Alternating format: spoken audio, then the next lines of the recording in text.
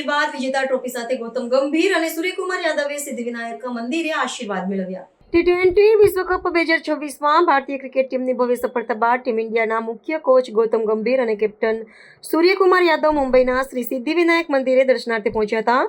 તેમની સાથે આઈસીસીના અધ્યક્ષ જય શાહ પણ ઉપસ્થિત રહ્યા હતા। આ પાવન અવસરે ખેલાડીઓએ વિશ્વકપની ચમકતી ટ્રોફી ભગવાન ગણેશના ચરણોમાં અર્પણ કરી હતી અને પૂજા અર્ચના કરી હતી। ઉલ્લેખનીય છે કે ભારતે તાજેતરમાં જ ન્યૂઝીલેન્ડને હરાવીને ત્રીજી વખત આ પ્રતિષ્ઠિત ખિતાબ પોતાના નામે કર્યો છે। આ ધાર્મિક મુલાકાતના વિશ્લેષણ મુજબ ભારતીય ક્રિકેટ જગતમાં મહત્વપૂર્ણ ટુર્નામેન્ટના વિજય બાદ દેવસ્થાનોએ જઈ કૃતજ્ઞતા વ્યક્ત કરવાની પરંપરા રહી છે।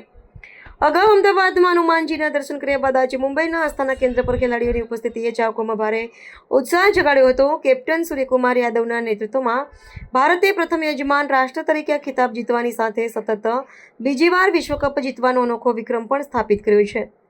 મુખ્ય કોચ ગંભીરના માર્ગદર્શન હેઠળ ટીમે સમગ્ર સ્પર્ધા દરમિયાન અજેય પ્રદર્શન કર્યું હતું।